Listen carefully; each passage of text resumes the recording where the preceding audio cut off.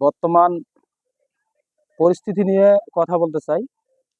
আমি বেশ কিছুদিন থেকে ভিডিও এখন করতেছি না, কারণ আমার সেরকম এখন সময় হচ্ছে না, এজন্য আসলে ভিডিও করা হচ্ছে না। তো এখন বর্তমান পরিস্থিতি নিয়ে কথা বলা দরকার মনে হলো, এজন্য আসলে আজকে একটু ভিডিও করা।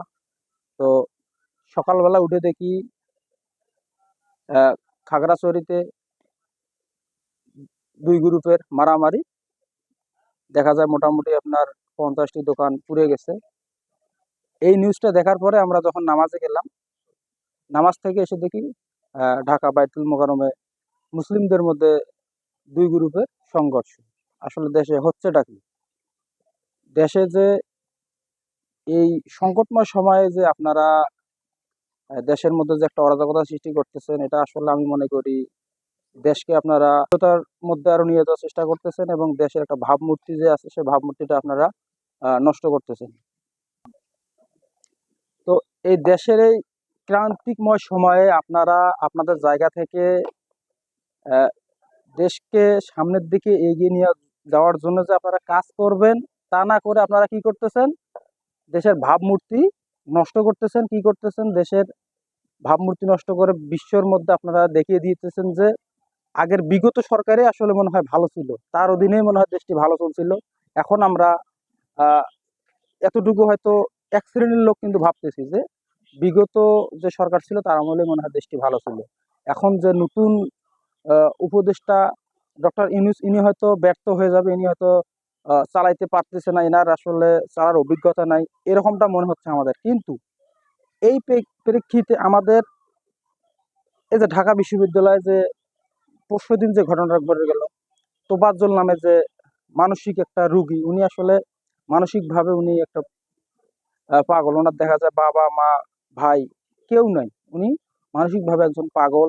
তাকে আপনারা কি করলেন? চোর সন্দেহে ধরলেন, ঠিক আছে, ভালো কথা ধরলেন। কিন্তু এই লোকটাকে যে আপনারা মারলেন, ঠিক আছে, অল্প একটু মারেন, মারার পরে সমস্যা নেই, আপনারা আইনের হাতে তুলে দেন। কিন্তু আইনের হাতে তুলে না দিয়ে কি করলেন? আপনারা আপনারা দফায় দফায় তাকে মারলেন, খাওয়াইলেন, আবার মারলেন। যদি আপনার লোকটাকে মেরেই ফেলবেন তাহলে খাওয়াইলেন কেন? তো এটা আসলে আমি মনে করি ঠিক না। আপনারা যে কাউকে কোনোভাবে যদি আপনাদের সন্দেহ হয়, তাহলে আপনারা তাকে আইনের হাতে তুলে দিন। আপনারা আসলে আইনের কেউ না, আপনারা তাকে মেরে ফেলার কেউ না, আপনারা তাকে মারার কেউ না। আপনারা আইনের হাতে তুলে দিয়ে সেখান আইনে আসলে আইন তার প্রক্রিয়ায় তার সঠিক বিচার করবে। তারপর আপনারা সঠিক বিচার যদি না পান, তারপরে আপনারা বলবেন। কিন্তু তার আগে আপনারা নিজের হাতে আইন তুলে নেবেন না। আমি মনে করি এটা ঢাকা বিশ্ববিদ্যালয়ের ছাত্ররা যে কাজটি করেছে, এটা পুরা বাংলাদেশের স্টুডেন্টের একটা ভাবমূর্তি নষ্ট করেছে, পুরো বাংলাদেশের স্টুডেন্টের একটা কলঙ্ক হয়ে থাকলো। এটা একটা ঢাকা বিশ্ববিদ্যালয়ের স্টুডেন্টদের মধ্যে একটা কলঙ্ক হয়ে থাকলো। ভালো ভার্সিটি পড়লেই যে আপনি ভালো মেধাবী স্টুডেন্ট হবেন এমনটা না। আপনি আগে ভালো একজন মনের মানুষ হয়ে আসেন, এবং মানুষের প্রতি একটা দয়া মায়া এবং মানুষকে যে কিভাবে ভালোবাসতে হয় সেটা শেখেন, তাহলেই আপনারা হয়তো ভালো হবেন। তো আমি এতটুকুই বলবো, আপনারা দেশের মধ্যে যা শুরু করেছেন এটা আসলে ঠিক না। আপনারা দেশের এই ভাবমূর্তি নষ্ট করার জন্য আহ, যে কাজগুলো করতেছেন, দয়া করে এই কাজগুলো আপনারা বন্ধ করবেন।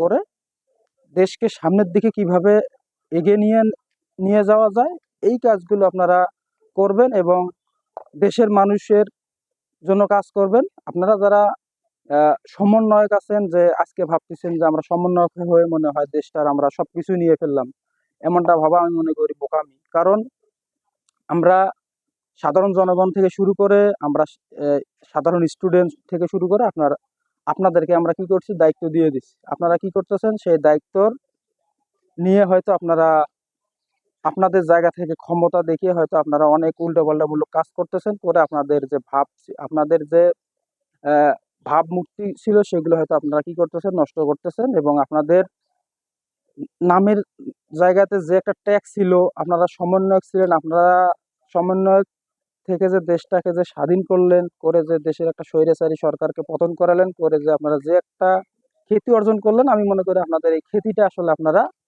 এখন আর মনে হয় ধরে রাখতে পারতেছেন না, আমি মনে করতেছি। তো আপনাদের এই খ্যাতি ধরে রাখতে গেলে আপনাদের কি করতে হবে? জনগণের পক্ষে এবং জনগণ কি চায় সেই মোতাবেক আমাদের কাজ করতে হবে। তো আমি মনে করি বাংলাদেশ সামনের দিকে এগিয়ে যাওয়ার জন্য আপনাদের সবার পরামর্শ অনুযায়ী কাজ করতে হবে এবং কাজগুলো সুন্দর এবং যেন সবাই পছন্দ করে এরকম কাজ করতে হবে। তো ধন্যবাদ, সবাই ভালো থাকবেন। আসসালামু আলাইকুম।